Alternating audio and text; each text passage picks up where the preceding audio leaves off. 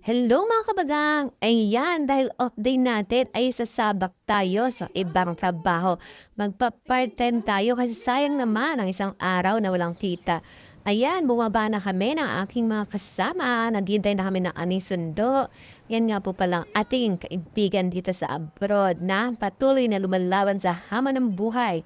Ayan, marami na kami, 'di ba? Parang mga estudyante lang naghihintay ng school bus. So, ayan, ganyan kami dito sa abroad 'pag off, kayod pa rin. Sayang din naman yung kita, 'di ba?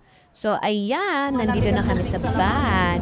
Papunta na kami sa part-time. Siyempre, ano pa ba? Chika-chikahan lang muna bago sumabak.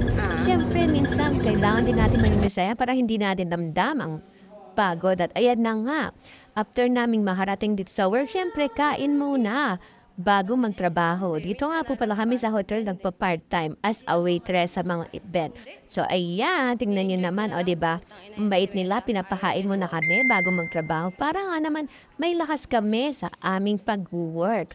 So ayan, tingnan niyo, nag-uunahan pa mga loka, o 'di ba? So ayan, pila-pila para mga estudyante. At ayan, natapos na nga ang event. Nandito naman kami ngayon sa banquet para magpunas ng ganyang kadaming plato at mga baso.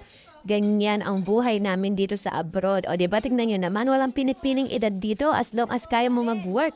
Work ng work, o diba? O masaya pa rin, smile-smile pa rin kahit pagod. Tingnan nyo naman isang damakmak naming mga pinagpupunasan, diba? Nakakaloka.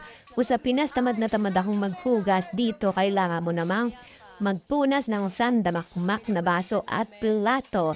So ayan mga kabagang, shout out sa lahat ng mga OFW na aking kasama na bumabangon at patuloy na lumalaban sa buhay para sa kanilang pamilya. O tignan nyo naman, di ba, ang dami-dami niyang mga plato na yan. Di nga namin alam paano tatapusin yan, pero sige lang, chill lang. Kaya natin to, laban lang, ika nga. So ayan, tignan nyo naman. O di ba? Ganyan kahirap kumita ng pera pero masaya pa rin at least.